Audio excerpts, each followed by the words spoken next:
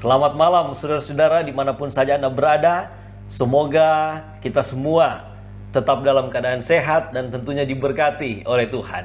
Dan selamat berjumpa kembali pada malam ini dalam acara webinar kesehatan online tanggal 13 Juni 2021. Dan kembali lagi pada malam ini bersama dengan narasumber kita, Dr. Evelyn Sutresman. Apa kabar dokter? Baik-baik, puji Tuhan. Puji Tuhan, selalu sehat dokter ya? Iya, selalu sehat dan tentunya selalu semangat untuk melayani Tuhan. Dan pada malam ini saudara-saudara, kita akan membahas satu pembahasan yang baru, yaitu memperlambat proses penuaan dan juga meningkatkan kualitas hidup. Wah, tentunya ini merupakan hal yang luar biasa ya. Kalau kita memperlambat proses penuaan kita. Tetapi kita simpan dulu judul ini saudara-saudara, oleh karena pada pertemuan yang sebelumnya 2 minggu yang lalu, ketika webinar kesehatan online membahas tentang mengenal penyakit asam urat, ada 2 pertanyaan yang masuk sehubungan dengan webinar yang dibawakan pada waktu yang lalu. Dokter, pada saat ini kita coba untuk menjawab pertanyaan yang masuk. Ya, silakan. Tentang asam urat tersebut. Pertanyaan yang pertama, ada penyakit asam urat dan juga ada penyakit rematik. Ya. Dan sama-sama seringkali efek dari penyakit ini adalah sakit tulang, dokter. Ya. Itu pertanyaannya. Jadi disampaikan bagaimana membedakan kedua penyakit ini. Ya.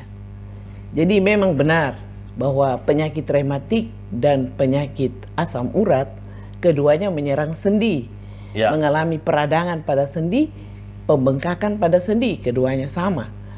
Perbedaannya di sini ialah kalau kita berbicara mengenai penyakit rematik ini tidak ada kaitannya dengan asam urat. Ya, penyebabnya lain, ya. Dan Sekalipun efeknya mungkin ya, efek sama, kedua-duanya pada sendi. Nah, perbedaannya ialah pada penyakit asam urat, ya sendi juga mengalami peradangan, pembengkakan, tetapi itu terjadi karena peninggian daripada asam urat di dalam darah kita, atau yang kita namakan urisemia.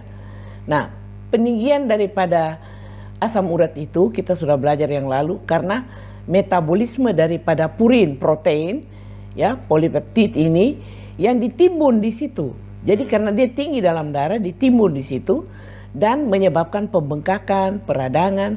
Dua-dua menimbulkan juga nyeri, pada rematik juga sama.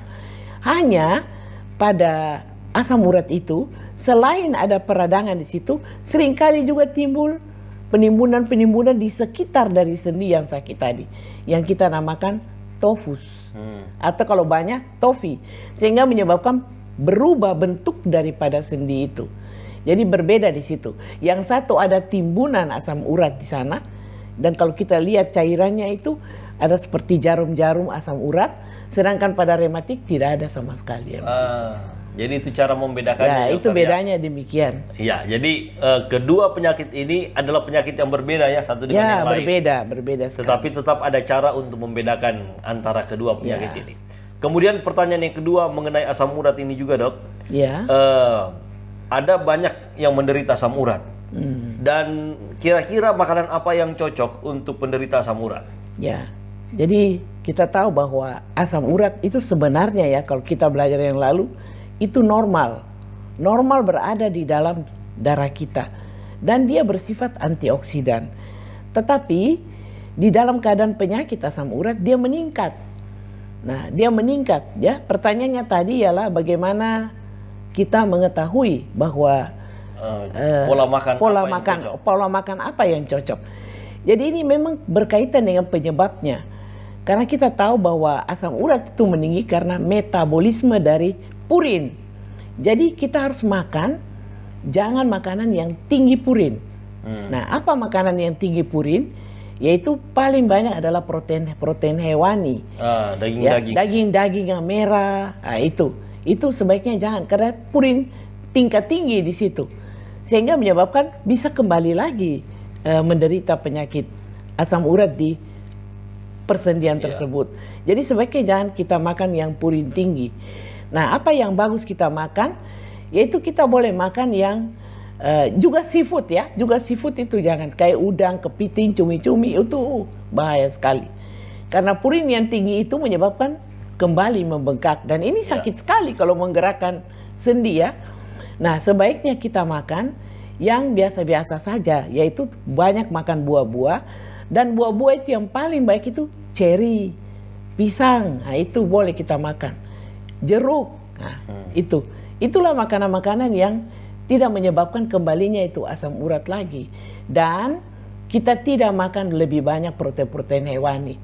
Ya, kita makan saja seperti kita makan saja tahu, kita kurangi semua ini protein. Ya, bisa juga lentil itu, paling bagus itu lentil. Apa yang dibilang lentil? Semacam buncis begitu. Ada dia punya sayur buncis. Nah, itu bagus sekali. Iya. Jadi luar biasa dokter ya. Sudah diberikan penjelasan makanan apa yang cocok bagi penderita asam urat. Yang pertama, hindari daging-dagingan ya. Protein hewani.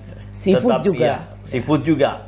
Dan banyaklah memakan buah-buah dan sayur-sayuran tentunya. Dan saya terasa dokter ini tidak hanya untuk penderita asam urat.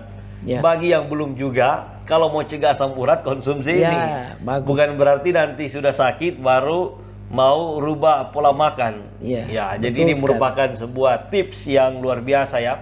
Kalau ada yang menderita asam urat, mari kita konsumsi ini. Dan juga yang belum mungkin jangan konsumsi daging-dagingan, tapi lebih banyak konsumsi sayur-sayuran. Nanti sebentar juga ada kita singgung. Iya, sebentar juga di dalam, karena berhubungan ya. Karena pola makan memang berhubungan langsung dengan segala penyakit di dalam tubuh kita.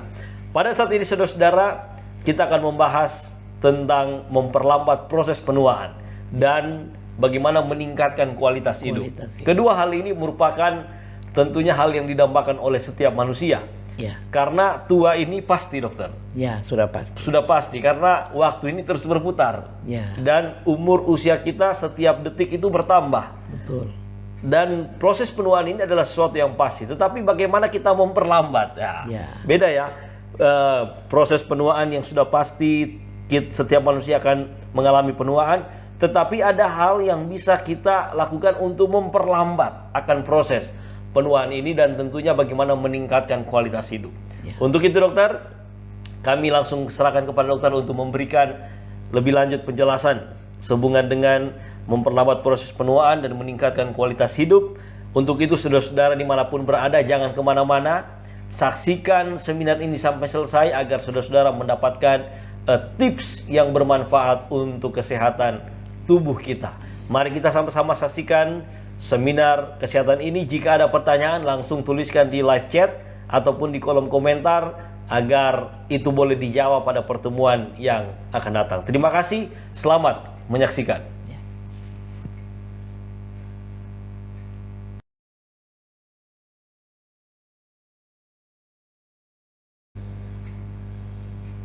Shalom.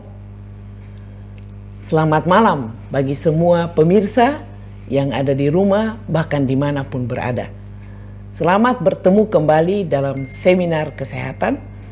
Dan puji Tuhan, kita semua berada dalam keadaan sehat dan kita bisa mengikuti seminar pada malam hari ini. Saya akan membawakan satu topik, yaitu bagaimana memperlambat proses penuaan dan meningkatkan kualitas hidup. Melihat topik ini, jelas bahwa proses penuaan itu adalah terjadi secara alamiah. Dia pasti akan terjadi. Tetapi kita semua ingin menjadi seorang yang awet muda walaupun umur kita bertambah. Dan bukan saja itu, kita ingin juga menjadi sehat. Dalam arti kata, walaupun kita bertambah dalam usia, kualitas hidup kita tetap meningkat dan kita tetap sehat walaupun kita berada di usia lansia sekalipun. Namun, tidak semua orang mendapat kesempatan untuk menjadi sehat dan aktif di usia yang lanjut. Bagaimana kita memperlambat proses penuaan ini sehingga kita tetap merasa tetap fit, boleh melakukan semua aktivitas dengan baik pada waktu usia lansia. Dan bagaimana sampai di usia lansia itu kita tetap berkualitas, artinya tetap sehat. Banyak orang yang panjang usianya tetapi menderita sakit sehingga tidak menikmati usia yang panjang itu. Nah, kita ingin supaya kita tetap mengalami awet muda dan sehat walaupun memasuki usia lansia. Kita tetap berenergi. Nah, satu pertanyaan, kenapa kita bisa mempunyai energi yang baik? Ini disebabkan karena sel-sel tubuh kita tetap vital. Artinya vitalitas sel-sel ini terjamin. Dia tetap menerima nutrisi yang baik. Ada seorang pelari maraton namanya Jane Rice. Dia sudah nenek kalau dilihat, sudah berusia 70 tahun. Dia berasal dari Ohio, Amerika. Pelari maraton dari Boston dia. Pada mulai tahun 1984 sampai 2020 dia masih tetap ikut pelari maraton. Ya, mukanya saja sudah atau kulitnya sudah sedikit keriput, tapi dia masih mempunyai aktivitas, masih vital, vitalitasnya bagus sekali. Dia mencapai lari maraton ini atau dia finish dengan menggunakan waktu 3 jam 27 menit 50 detik. Ya. Nah, ternyata dia berhasil. Pertanyaan, kenapa dia bisa berhasil? Apa rahasianya dia boleh berhasil?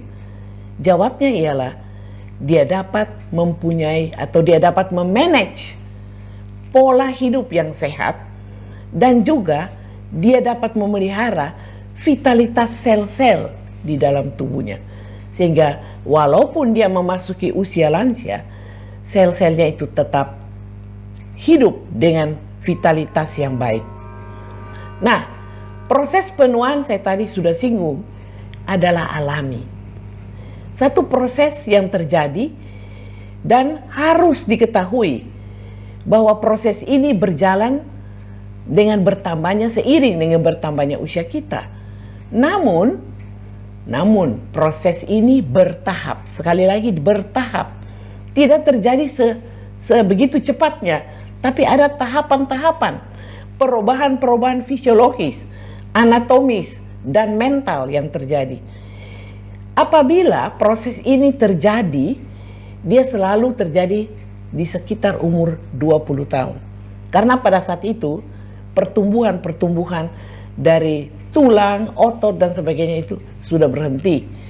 Jadi setelah berhenti, mulai terjadi proses penuaan lagi, sebaliknya menurun. Ya. Tetapi saya katakan tadi bertahap. Apabila proses ini terjadi pada usia-usia yang masih di bawah sekali, apalagi di bawah 35 tahun, berarti dia mengalami suatu proses yang disebut penuaan secara dini. Nah, wanita-wanita dengan segala kebolehan walaupun di usia lanjut, ya, dengan adanya gambar ini menyatakan bahwa vitalitas selnya masih bagus. Nah, ada banyak orang mau memperlambat proses penuaan ini. Jadi kalau kita lihat secara luar, orang mulai menggunakan suntikan kolagen dengan vitamin C, melalui obat-obatan yang diminum, melalui bedah plastik, melalui krem-krem pada muka, spa, dan lain-lain. Ya. Nah, ada sebutan mengatakan usia boleh tambah, tetapi tetap nampak awet muda. Sekalipun yang nampak tua, ya, walaupun usia masih muda ini disebut penuaan dini. Jadi ada orang yang bertambah usia, baru sedikit bertambah usianya, tetapi penuaannya sudah berjalan cepat sekali. Nah, apa penyebabnya sebenarnya dalam hal ini? Yang kita harus perhatikan, proses penuaan yang terjadi secara internal. Apa itu internal? Ialah vitalitas sel. Vitalitas dari sel-sel tubuh kita perlu dipertahankan. Dan ini hanya mungkin kalau manajemen pola hidup sehat atau gaya hidup sehat ini dapat kita terapkan dengan sebaik-baiknya. Di sini juga kualitas hidup dapat ditingkatkan. ada satu penelitian dari NICE di 2017 terhadap 2.219 pria, 2.219 pria dan 1.009 wanita. Ternyata dengan melaksanakan pola hidup sehat ini, mereka benar-benar menunjukkan bahwa proses penuaan ini tidak berjalan secepatnya atau berjalan bertahap. Nah, ada empat faktor yang paling penting dalam manajemen pola hidup sehat. Yang pertama yang harus kita perhatikan adalah nutrisi, diet kita, istirahat, faktor stres, dan faktor lingkungan. 4 faktor ini paling penting. Kenapa? 4 faktor ini mempengaruhi inti sel. Dan di inti sel ini terdapat organ-organ genetik yang sangat penting dan ikut menentukan proses penuaan ini berjalan. Nah, ada kata-kata yang mengatakan, saya sudah tidak bisa melakukan apa-apa. Padahal baru berusia 30 tahun. Kenapa? Ternyata pada waktu diukur kemampuan sel-sel tubuhnya, sudah seperti usia 60 tahun. Kenapa demikian? Dia mengalami satu proses yang kita namakan proses penuaan dini. Saya punya perawat dulu pada waktu saya bekerja di klinik, dinas kesehatan, adalah seorang yang baru berusia 20 tahun. Muda sekali. Tetapi rambutnya sudah putih sama sekali. Kulitnya sudah sangat keriput. Dan ternyata memang dia tidak dapat menjaga pola hidupnya dengan baik. Dia penuh dengan hidup yang penuh dengan stres dan tidak mengatur pola makan dan istirahat yang baik. Oleh sebab itu, para pemirsa, proses penuaan dini yang terjadi di bawah usia 35 ini harus kita jaga, jangan terjadi pada diri orang-orang muda kita. Kenapa? Karena dia tidak dapat menjaga pola hidupnya. Di mana tanda-tanda penuaan secara luar saja sudah nampak. Kulitnya menjadi keriput, kerutan-kerutan mulai muncul di wajahnya, kulitnya menjadi kering, kasar malah, pigmentasi terjadi, dan kulit ini sudah sama sekali suram, ya, memudar. Nah, ada orang yang menggunakan beberapa istilah berkaitan dengan usia dan awet muda ini. Ada yang mengatakan age by calendar. Age by calendar artinya umur itu disesuaikan dengan kalender. Ya, ini kadang-kadang cocok. Ya, artinya dalam usia yang sebegitu memang terjadi perubahan yang demikian, proses penuaan yang selayaknya. Tetapi ada yang age by mental. Orangnya sudah mengalami kedewasaan, tetapi sebenarnya mentalnya itu masih seperti kanak-kanak. Tidak bisa berpikir secara dewasa. Ada lagi yang mengatakan age by biological. Ini bagus. Artinya secara biologis, ya, secara hayati, ya, dia punya sel-sel memang berkembang dengan baik. Dan proses penuaan terjadi secara bertahap. Nah, kita perlu tahu juga bahwa WHO sekarang dia telah memberikan satu peraturan tentang orang yang disebut lanjut usia. Mengingat perkembangan pengetahuan bagaimana metodologi untuk hidup secara sehat dengan baik, maka dia naikkan usia pertengahan yang dinamakan middle age. Itulah usia pada usia 45 sampai 59. Ini disebut usia pertengahan. Kemudian kalau dia masuk ke usia lanjut, elderly, itu sudah berusia 60 sampai 74 tahun. Kemudian usia tua, old, 75 sampai 90 tahun. Dan usia sangat tua, very old, yaitu lebih dari 90 tahun. Nah, saya tidak tahu di mana kita berada, tapi yang paling penting, usia-usia lansia ini tidak menurunkan vitalitas dari sel-sel kita. Sehingga kita dapat bergerak, kita dapat beraktivitas dengan baik, kualitas hidup kita tetap dapat dipertahankan. Nah, kita kembali kepada aging proses. Ya, saya katakan aging proses atau proses penuaan terjadi setelah kita mencapai kedewasaan. Dan proses penuaan ini tidak hanya di kulit kita yang kita lihat dari luar, tapi sel-sel tubuh yang lain juga, termasuk organ-organ kita, yaitu hati, otak, ginjal, dan lain-lain. Nah, proses penuaan kita dapat bagi dua. Yang pertama kita terjadi secara internal, dan yang kedua secara eksternal. Sekilas dari luar saja kita lihat orang yang menjadi tua itu biasa kulit yang berubah yang saya sebut tadi, suram, keriput, berbintik-bintik, kasar, ya, pigmentasi berkurang, bahkan rambutnya suka berguguran, ya. Penglihatan sudah mulai berkurang, presbiop, osteoporosis, ya, rapuh tulang, osteoartritis, yaitu radang pada sendi, gangguan pendengaran, gangguan pencernaan. Ini semua karena perubahan-perubahan daripada sel yang ada pada tubuh kita. Nah, sekarang kita lihat, kalau dia terjadi secara internal, bisa diproyeksikan keluar sebagai eksternal. Dilihat dari kulit ini, dilihat dari fungsi-fungsi dari organ-organ tubuh kita.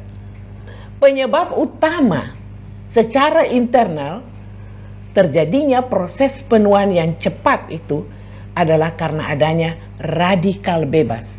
Nanti kita terangkan, apa itu radikal bebas?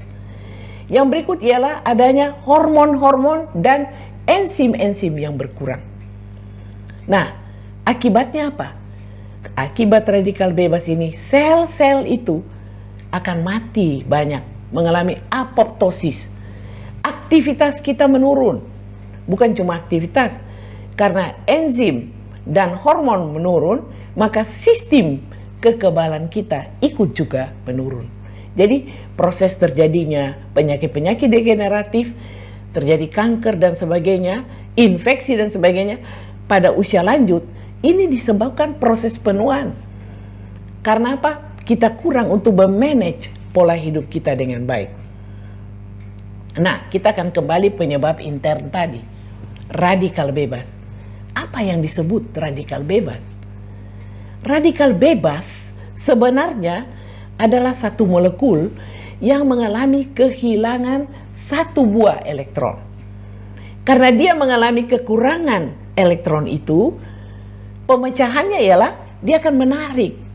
Dia akan menarik elektron dari sel kita. Dan terbanyak dia tarik adalah dari inti sel, yaitu terutama mengena DNA kita, desoksiribonukleik acid. Nah, kalau kita melihat gambar yang saya perlihatkan ini, adanya radikal bebas atau free radikal. Nah, free radikal ini akan menyebabkan penarikan elektron dari sel. Dan penarikan dari sel ini menyebabkan di dalam sel itu terjadi oksidasi. Ya, respiratory oxidation atau stres oksidatif.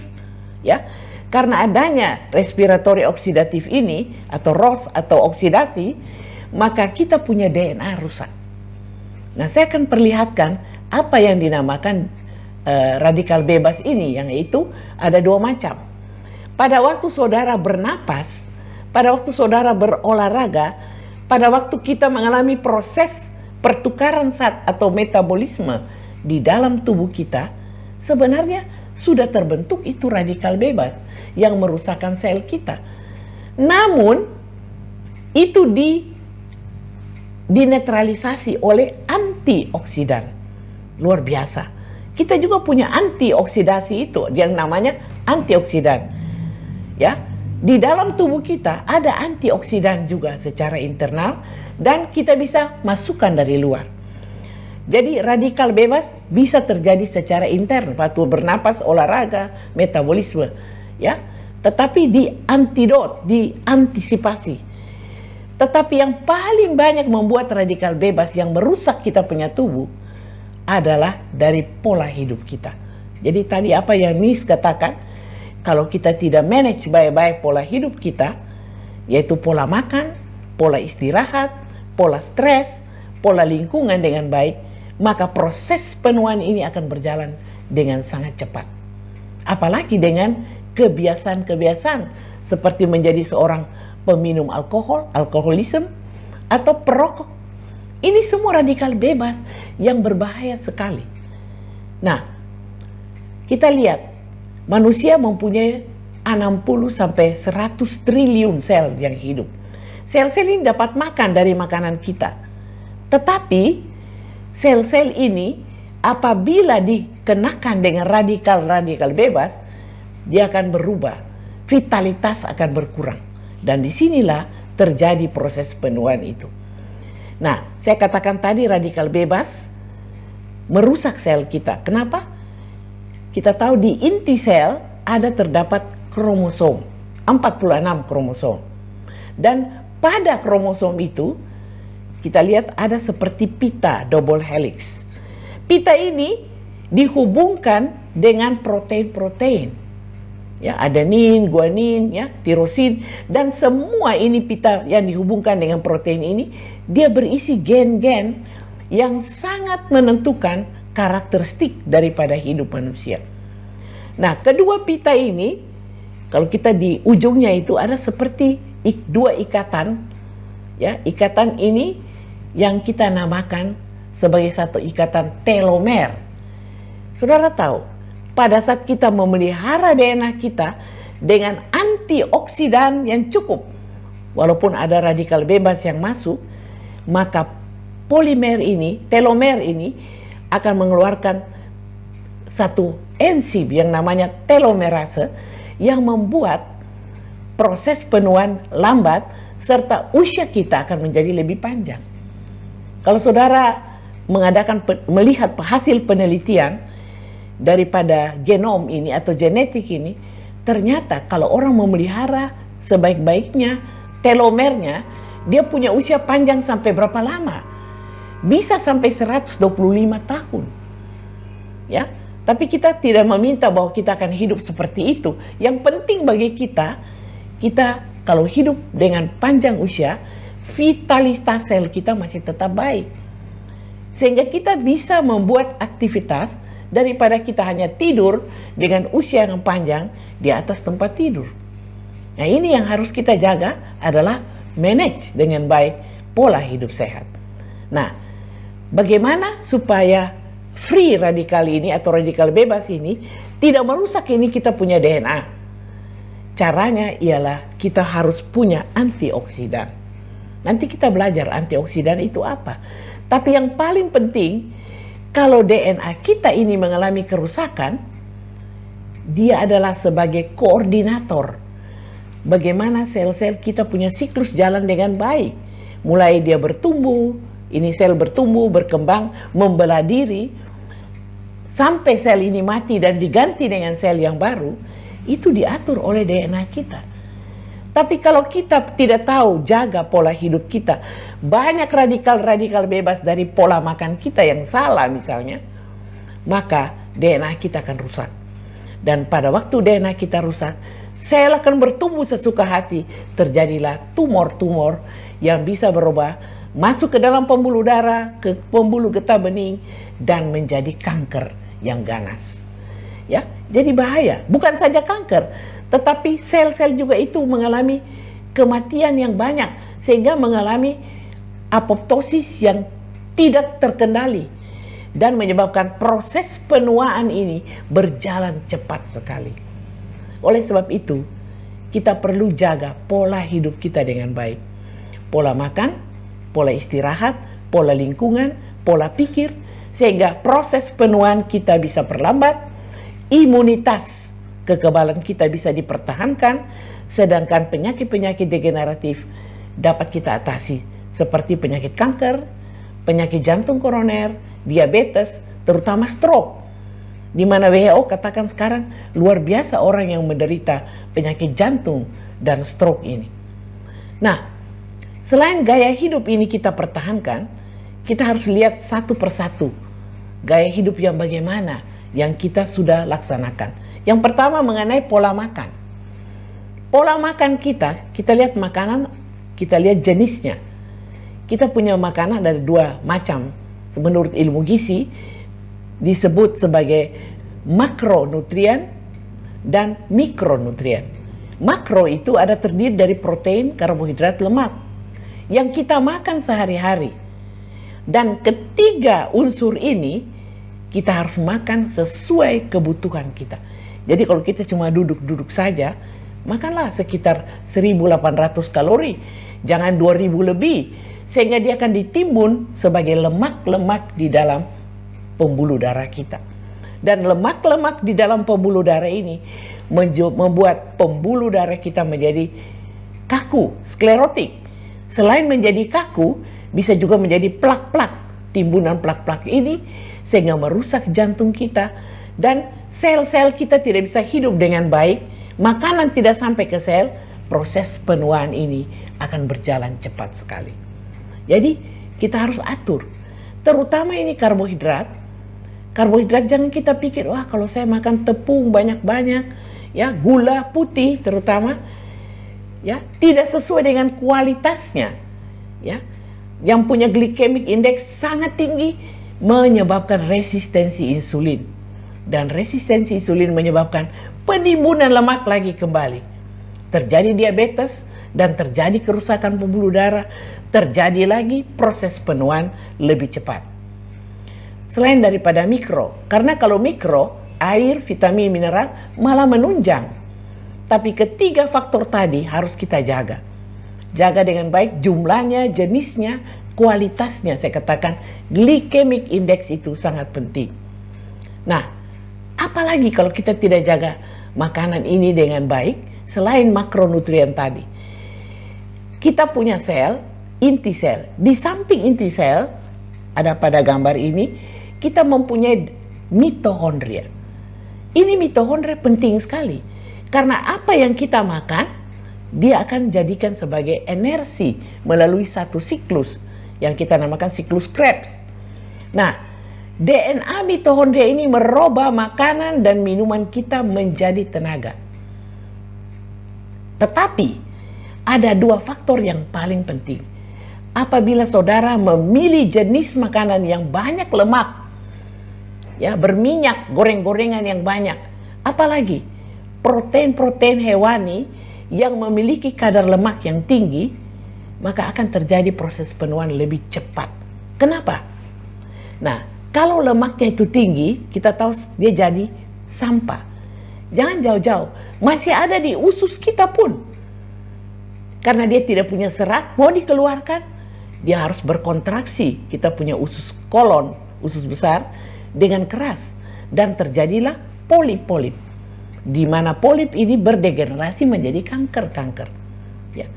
Yang kedua, kalau lemak-lemak itu banyak, jadi sampah. Sampah itu akan masuk ke mitochondria ini. Ada dua tempat. Yang pertama, yang kita namakan ribosom. Pada waktu dia masuk ke ribosom, akan dilebur, akan dihancurkan lemak ini. Kalau ada berlebihan, akan masuk ke dalam satu kantong. Sama dengan kita buang sampah dalam kantong plastik. Yang disebut lisosom. Dan lisosom ini, saudara tahu apa gunanya? Mendaur ulang protein sampah tadi. Tetapi, kalau terlalu banyak sampah-sampah itu di situ, sampah lemak, maka itu tidak ada lagi kesanggupan. Dan DNA mitochondria akan rusak. Pada waktu dia rusak, kita kehilangan energi dan proses penuaan ini berjalan akan lebih cepat. Jadi proses penuaan cepat kalau saja makanan kita itu banyak mengandung sampah. Dan yang lain juga, sampah-sampah makanan ini pada waktu kita tidur malam mengalami detoksifikasi, tetapi bukan sampai di situ saja. Ya, proses detoksifikasi pada waktu tidur terjadi, tetapi kalau kita makan terus, tidak ada waktu senggang untuk istirahat dan mengeluarkan sampah ini, wah sampah-sampah ini bisa tertimbun lagi kembali dan proses penuaan terjadi dengan cepat. Kita lihat di sini jenis makanan, kualitas makanan, cara kita makan. Dan kalau misalnya, itulah sebabnya sebaiknya jangan snack di antara jam makan. snack ini menyebabkan sampah-sampah ini tidak sempat untuk dikeluarkan dari tubuh kita. Dan apa terjadi? Bukan saja dia akan menjadi pembusukan di usus kita yang menyebabkan perut kita menjadi gembung, dia juga akan ikuti pembuluh darah sampai ke otak kita. Ya, ini lemak ini. Dan setelah dia sampai ke otak kita, dia akan masuk. Dia akan masuk ke otak kita dan dia akan merusakkan girus yang ada di otak. Sehingga akibatnya bisa menyebabkan plak-plak ini mengalami demensia, pikun. Jadi kalau orang cepat pikun, itu berarti dia punya pencernaan tidak diatur dengan baik. Ya, bukan saja sampai pikun, sampai terjadi penyakit yang kita namakan Alzheimer. Kenapa ini Alzheimer? Girus-girus pada otak itu akan mengalami kerusakan karena terjadi plak-plak amiloid yang berasal dari sampah-sampah lemak tadi. Oleh sebab itu, kita sering dengar orang katakan, janganlah snack terlalu banyak di antara jam makan.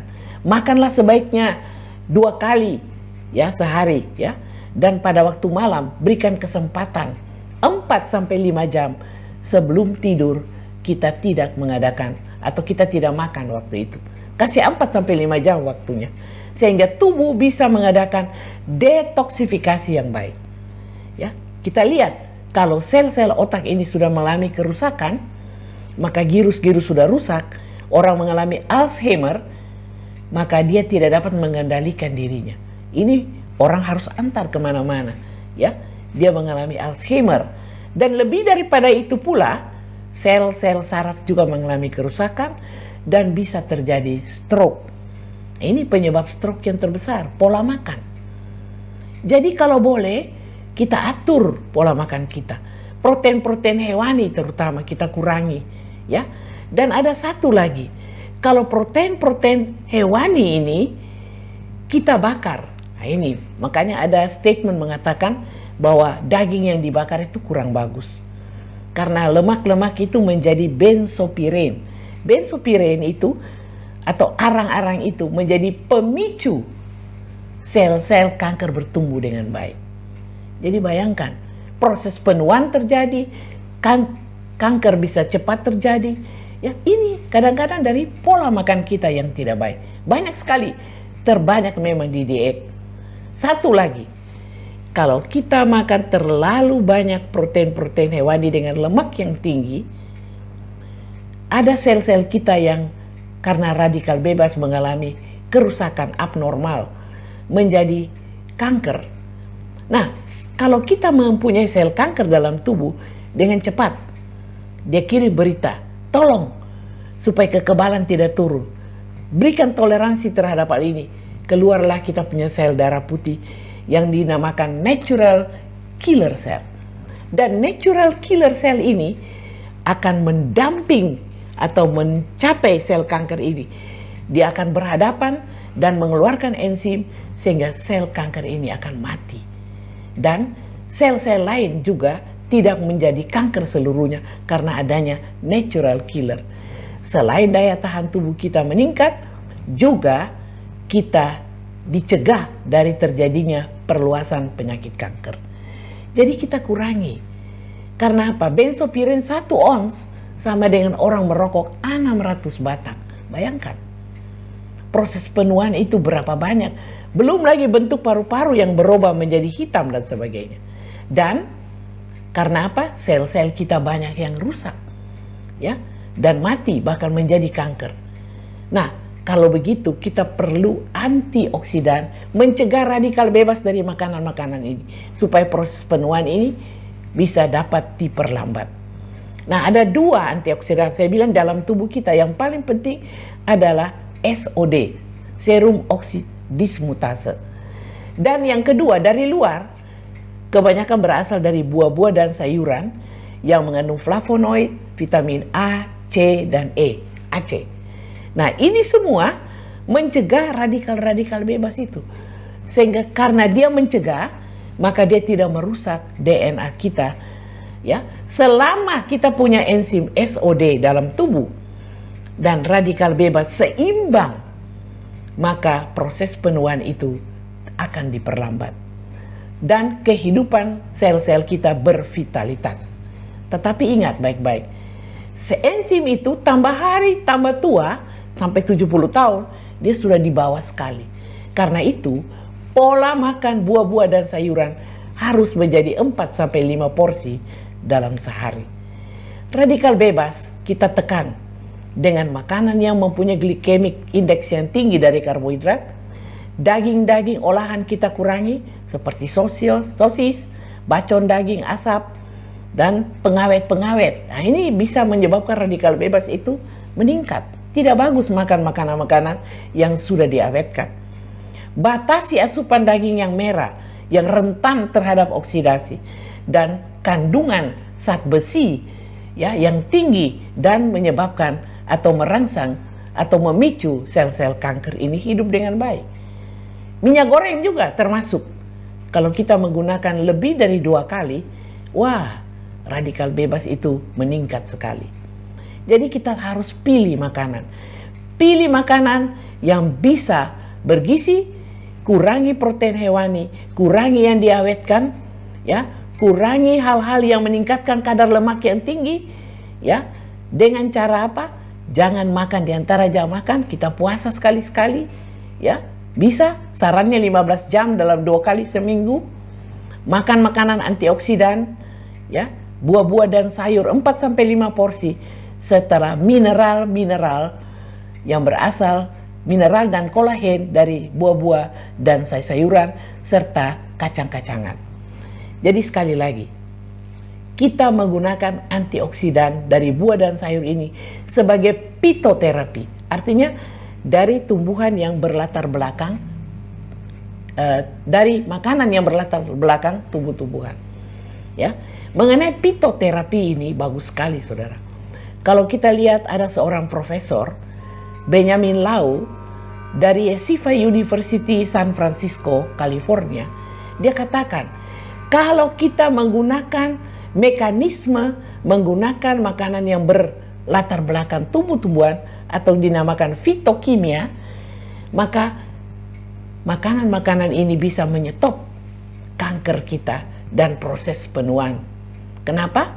Dia bikin penelitian di Loma Linda University dan di Andrews University. Dia lihat bagaimana efek fitokimia dari tumbuhan. Dia berfungsi sebagai anti kanker, kemoterapi yang terbaik, antioksidan yang bagus sekali. Ternyata kita perlu berbanyak ini dalam kehidupan kita. Satu lagi, protein hewani memang kurang bagus. Karena apa? Pada waktu saudara memotong hewan itu, hewan mengeluarkan semacam hormon steroid. Dan hormon steroid ini langsung merusak sifat DNA kita yang bersifat koordinatif itu. Terjadi juga kanker. Jadi kita lihat makanan-makanan yang tidak berkualitas kita harus keluarkan dalam kita punya daftar. Kedua, pola yang kedua, istirahat yang cukup. Kenapa? Istirahat itu menyebabkan kita pada waktu malam tidur, maka hormon-hormon endorfin, kortisol, hormon tiroksin, hormon pertumbuhan, ya, luteinizing stimulating hormon dan lain-lain pada waktu itu dikeluarkan dari tubuh. Maka fungsi hati kita juga bekerja, ya, pada saat itu mengadakan detox terhadap apa-apa yang bisa merusak tubuh kita, radikal-radikal bebas ini. Tapi ada syaratnya. Syaratnya ialah kita tidur pada jam sebelum jam 11. Kenapa? Kortisol di situ keluar, mempunyai efek yang luas. Dia atur gula darah, dia atur keseimbangan tekanan darah, dia atur kekuatan otot-otot kita dari kehidupan sel-sel. Dia menolong menghadapi stresor yang ada, dia mengurangi peradangan yang ada. Jadi kita lihat, tidur pada jam berapa di mana kortisol ini banyak keluar adalah tidur pada jam 10 di mana puncak ini terjadi. Tetapi kalau sesudahnya jam 12, maka peristiwa detox ini tidak lagi berjalan dengan baik. Kualitas sel-sel kita akan menurun, kualitas hidup kita juga akan menurun. Sehingga ada lagi sebutan early to bed, early to rise, make a man healthy, wealthy, and wise. Jadi kalau kita cepat tidur, cepat kita bangun, kita menjadi seorang yang lebih bijaksana, lebih sehat daripada sebelumnya. Penuaan dini ini harus kita cegah.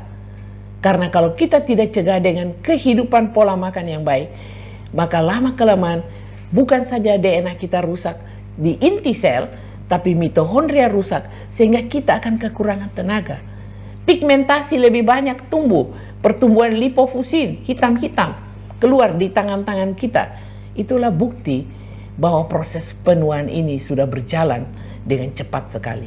Jadi kita harus meminimalisasi dengan mengatur pola hidup kita. Air minum juga penting. Dia menolong sirkulasi, dia membantu pencernaan, dia membantu metabolisme. Dan juga air ini diperoleh dapat dari buah-buahan dan sayuran yang ikut meremajakan juga sel-sel. Dia juga mengatur bagaimana jumlah air ini untuk pengeluaran sampah-sampah daripada tubuh kita. Orang dewasa memerlukan 6 sampai 8 gelas sehari. Mineral yang kita perlu, kalsium dan magnesium adalah 2:1. Kenapa? Kalau kita menggunakan kalsium banyak tetapi magnesium kurang, maka kalsium itu tidak pernah akan tiba di tulang kita. Ya, biar kita makan banyak kalsium tidak ada gunanya. Kita minum 30 sampai 40 menit sebelum kita makan dan sesudahnya 30 sampai 40 menit sehingga proses metabolisme ini bisa berjalan dengan baik. Kita memerlukan mineral-mineral juga selain kalsium, kalium, ya. Kita atur dari mana? Semua dari buah-buah dan sayur-sayuran, ya. Dari brokoli, caisim, dan juga kalau mau makan ikan kecil-kecil itu bagus. Biji-bijian, flaxseed, chia seed, almond, ya, buah ara juga bagus, ya. Tapi tidak ada di sini mungkin buah ara, hanya di daerah Arab sana. Tapi kita bisa ganti dengan almond dan kacang-kacangan yang lain. Dan sumber kalsium ini kita bisa dibantu dengan sayur-sayuran sehingga dia masuk ke tulang dan tulang kita tidak cepat mengalami kerapuhan atau osteoporosis. Harta karun kolagen yang ada di Indonesia adalah satu. Yang kaya akan kolagen adalah apa? Kedelai. Itu kacang kedelai mengandung banyak sekali glisin dan prolin. Kolagen juga membuat kulit kita menjadi halus dan cantik, ya. Kalau kalsium adalah konstruksi gedung, kolagen ini adalah rangka baja. Orang pakai kolagen supaya kelihatan halus kulitnya. Ligamen dan tulang itu bisa tumbuh dengan baik dan berhubungan dengan baik. Protein-protein itu membangun tubuh, ya, sebagai suatu kolagen. Dan saya katakan sumbernya di mana? Oh, ikan kecil-kecil itu, kedelai itu, ya. Buah-buahan, biji-bijian ikut membantu mineral-mineral yang ada dalam tubuh kita. Kita perlu juga vitamin. Dari mana sumbernya? Kembali lagi, buah dan sayur. Mencegah apa? Mencegah oksidasi di dalam sel atau mencegah itu radikal bebas yang bisa merusak dan mempercepat proses penuaan.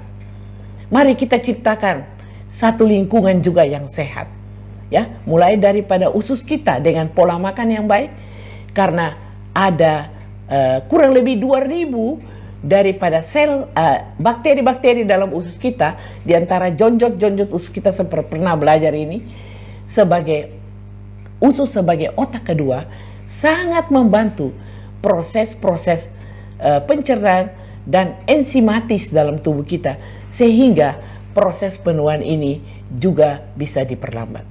Satu lagi, olahraga. Tadi saya ada singgung mengenai makronutrien, karbohidrat, protein, dan lemak. Tidak tertimbun sebagai lemak kalau kita imbangi dengan olahraga. Ganti kita menjadi sakit. Kalau sakit juga dia berkurang. Tapi kita tidak mau menjadi sakit. Olahraga secara rutin. Paling kurang, ya, pada usia-usia lanjut, jalan kaki saja. Atau berenang 30-40 menit. Maka lemak-lemak ini akan keluar dari tubuh kita. Dan juga dengan olahraga yang rutin, sirkulasi darah berjalan baik, keluar hormon anti stres namanya endorfin, ya, sel-sel tubuh kita beregenerasi dengan baik, detoksifikasi berjalan dengan baik, dan lemak itu tidak tertimbun serta merusakkan pembuluh-pembuluh darah kita, malah membuat sehingga mitohondria kita bisa hidup dan sel-sel kita menjadi vital. Kita hidup dalam satu kualitas hidup yang baik. Hindari kebiasaan-kebiasaan buruk. Ini langkah yang baik. Hindari merokok, merusak pembuluh darah, kolesterol akan meningkat. Dan juga dengan snack-snack serta kita terlalu banyak duduk dan istirahat tanpa berolahraga. Yang berikut, kita hindari juga stres. Kenapa? Stres itu mengeluarkan noradrenalin. Dan noradrenalin adalah radikal bebas yang bisa menyebabkan stres oksidatif dalam sel kita. Sehingga DNA kita rusak dan bisa timbul karsinogenik faktor, dan juga hal lain juga, stres yang hilang ini bisa menyebabkan sel-sel kita tetap bervitalitas. Faktor lingkungan, ya ini perlu kita pikirkan juga. Pada waktu kita jalan, proses penuaan akan cepat kalau kita selalu kena sinar matahari yang mengandung ultraviolet A. Karena itu kita jaga menggunakan pakaian yang bagus. Itu juga radikal bebas yang bisa merusak kita. Selain itu juga polusi dari asap rokok, ya, baik secara aktif dan pasif, juga asap-asap dari kendaraan, ya. Dan asap kendaraan ini sudah diteliti di Jogja bisa menyebabkan terjadinya osteoporosis dari tulang, ya. Jadi ini juga kita jauhkan, termasuk radiasi dari alat-alat elektronik yang terlalu lama. Misalnya kita terlalu begadang nonton terus-menerus televisi, ini juga tidak baik. Handphone, nah ini juga kadang-kadang terlalu menggunakan handphone dalam waktu yang lama, ini juga akan merusak dan memberikan radiasi pada organ tubuh kita. Jadi dengan demikian saya dapat mengambil satu kesimpulan. Bagaimana kita mau memperlambat proses penuaan ini yang bisa terjadi secara internal dengan proyeksinya ke eksternal adalah mencegah faktor-faktor radikal bebas yang bisa terjadi dari pola makan kita. Jauhkanlah makanan-makanan ini yang mengandung banyak lemak-lemak seperti protein hewani. Makanlah pada waktunya, ya, dan makanlah dengan memberi kesempatan supaya makanan itu bisa dikeluarkan dalam bentuk sampah-sampah, baik melalui usus besar maupun melalui usus halus kita. Jadi kita lihat di sini berguna pengeluaran sampah ini kalau kita tahu jaga waktu, sehingga proses perusakan sampah-sampah ini tidak sampai datang ke otak kita dan menyebabkan pikun dan penyakit Alzheimer. Selain itu juga upaya lain, olahraga, upaya lain memperbaiki lingkungan yang sehat, jauhkan stres, dan kita beristirahat yang cukup sehingga proses detoksifikasi terjadi dan kita kembali bisa hidup dengan sehat walaupun di usia lanjut dengan kualitas hidup yang selayaknya. Jadi ini kita cegah proses penuaan ini, utamanya penuaan dini kita cegah. Mari kita ikuti pola hidup yang dengan baik, atur, memanage pola hidup ini, sehingga dengan demikian proses penuaan dapat diperlambat, walaupun secara alami terjadi. Kita perlambat, dan yang paling penting, vitalitas sel-sel dapat dipertahankan, sehingga kualitas hidup kita dapat lebih baik. Saya mau menggunakan firman Tuhan untuk menutup seminar pada malam hari ini. Kita perlu memperhatikan manajemen diet yang benar, yaitu gaya hidup yang sehat. Karena firman Tuhan dalam Alkitab 1 Korintus 10 ayat 31, jikalau engkau makan, atau jikalau engkau minum, atau jikalau engkau melakukan apapun sesuatu yang lain, lakukanlah semuanya itu untuk kemuliaan nama Tuhan. Karena apa? 1 Korintus 6 ayat 19 mengatakan, tidak tahukah kamu, tubuh kita itu adalah bait Roh Kudus yang diam di dalam kamu. Roh Kudus yang kamu peroleh dari Allah. Kita sudah dibeli, kita sudah ditebus, dan biarlah dengan tubuh yang Tuhan berikan, kita dapat memanage pola hidup yang sehat. Dan dengan tubuh ini, kita dapat memuliakan nama Tuhan. Kiranya Tuhan memberkati saudara-saudara sekalian, para pemirsa, dan kita semua, sehingga kita tetap sehat walafiat, awet muda, dan proses penuaan kita berjalan secara alami, tetapi bertahap dengan baik, dan kualitas hidup kita di usia lansia boleh berjalan dengan baik. Tuhan memberkati kita. Amin.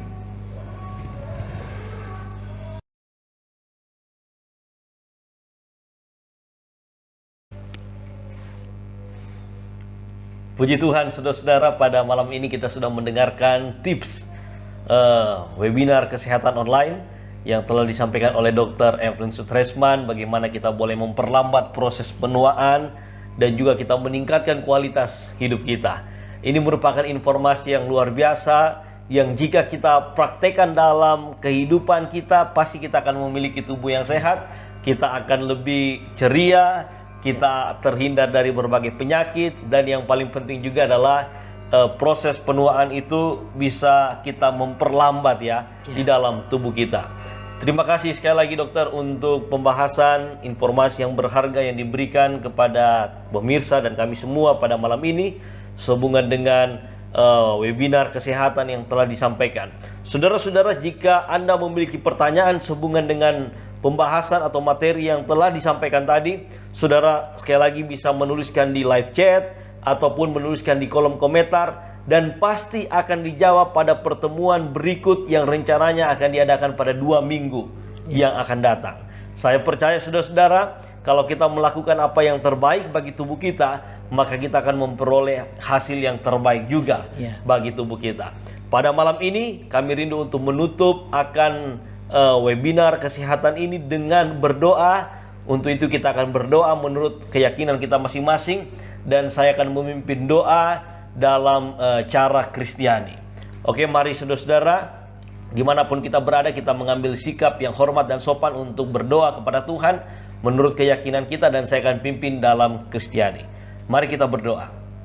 Terima kasih banyak Tuhan, oleh karena pada malam ini kembali lagi kami diingatkan akan tips dan manfaat akan bagaimana memperoleh kehidupan atau tubuh yang sehat dalam setiap masing-masing kami. Terima kasih Tuhan, Engkau telah gunakan Dr. Evi untuk memberikan informasi ini. Kiranya Dr. Evi selalu Engkau berkahi dengan kesehatan, hikmat, akal budi untuk terus berkarya, untuk terus menjadi berkat lewat seminar kesehatan bagi kami semua. Dan semua pemirsa Tuhan yang menyaksikan akan tayangan ini, Engkau berkati. Jika ada yang sakit, Engkau berikan kesembuhan, dan Engkau berikan hikmat untuk memilih pola hidup, pola makan, istirahat yang baik agar memperoleh kehidupan yang sehat. Kami rindu Tuhan untuk kami tetap sehat, terhindar dari penyakit, supaya kami bisa melakukan segala pekerjaan aktivitas kami dengan baik. Pertemukan kami pada 2 minggu yang akan datang dengan tubuh yang sehat, dan kami boleh selalu menjaga kesehatan kami agar kami boleh tetap sehat dan kami boleh hidup lebih lama lagi di dalam dunia ini. Terima kasih banyak Tuhan untuk segala berkat-Mu. Kami serahkan hidup kami ke dalam tangan-Mu. Di dalam nama Tuhan Yesus kami berdoa. Amin. Amin. Puji Tuhan. Terima kasih saudara-saudara. Sampai bertemu di pertemuan webinar kesehatan yang selanjutnya. Salam sehat dan Tuhan memberkati.